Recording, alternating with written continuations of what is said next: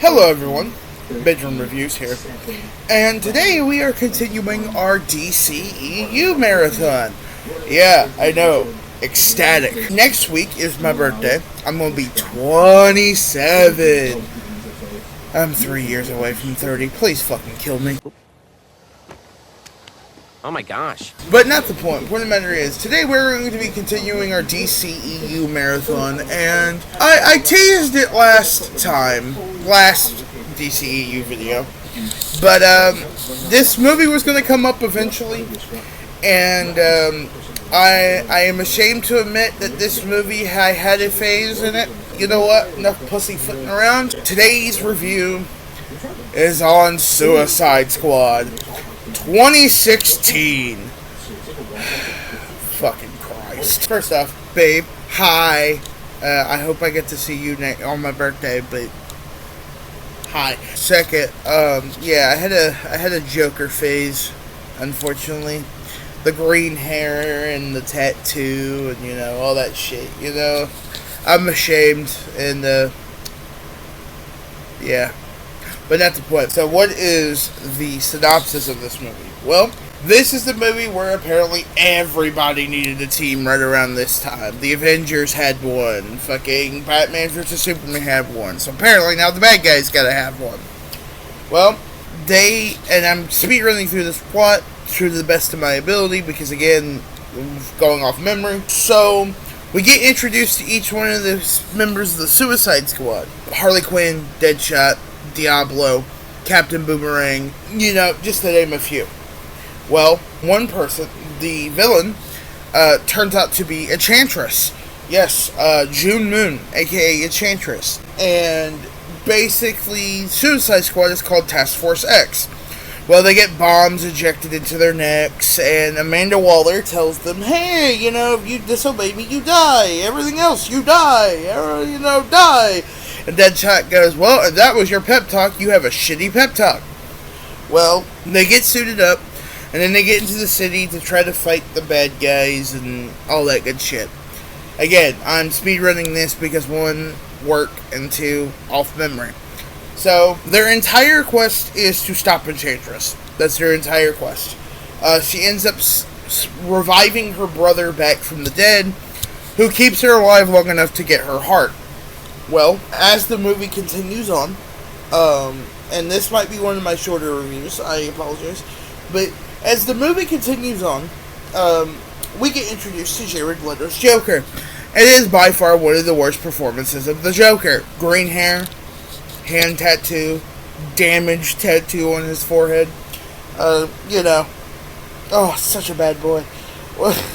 His whole objective is to save Harley Quinn from her current situation with a bomb strapped to her neck. Well, they get into the city, and, Slingshot, another person they introduced, decides to try to escape, and his head fucking gets blown off. So now they realize, well, shit. Oh, also Killer Croc is in this movie too, yeah. There's a couple action sequences in this movie. One of which, with the Deadshot one, is kind of cool, but the other ones, I guess. And they keep the alien zombie things keep trying to capture Flag, so they have to stop fighting their bad guys to save Rick Flag every time. By the way, Rick Flag is the reason why fucking Enchantress got loose in the first place. So their whole shtick is to detonate a bomb underneath the weird demon brother guy. So they basically spend the majority of the movie trekking through the city, essentially, basically finding this bomb. So they get to the thing, and Diablo fights the weird alien artifact being thing guy, and Diablo ends up stalling him long enough to activate the bomb, and it proceeds to kill them. And then Enchantress basically shows them visions of what could be, and Diablo's like, oh, they're not real. Then he fights the thing, and then Rick Flag and them stop Enchantress. Enchantress dies, and then they pretty much get reduced sentences, and they ask for things, and Captain Boomerang gets nothing, and then the movie ends up ending with Joker freeing Harley Quinn. Yep, and Deadshot gets to see his daughter, and Killer Croc gets BET. Yep, that's pretty much it. Well, yeah. Fucking kill me. So, what are my rating and final thoughts of this movie? Well, I give this movie a 3 out of 10. The music is pretty good, and a couple of the action scenes are decent. Jared Leto's Joker seems really inconsistent and weird, and very loosely connected to the Snyderverse. Pretty much the only reason why most of these bad guys are literally in the Suicide Squad is because they're mainly Batman villains. Deadshot, Killer Croc, Harley Quinn, Joker, they're all Batman villains. So, it's kind of loosely connected to the Snyderverse.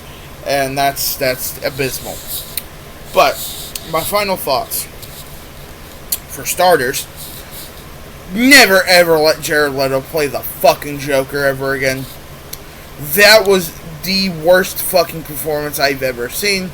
Margaret Robbie is probably the definitive live action Harley Quinn. What other thoughts do I got? Oh, yes. Never let Jared Leto play the fucking Joker ever again. Alright, I get it! And, fuck you, Derek Savage. But anyway, if you liked what you watched, please subscribe and like, and be good people. That was today's video. And, peace.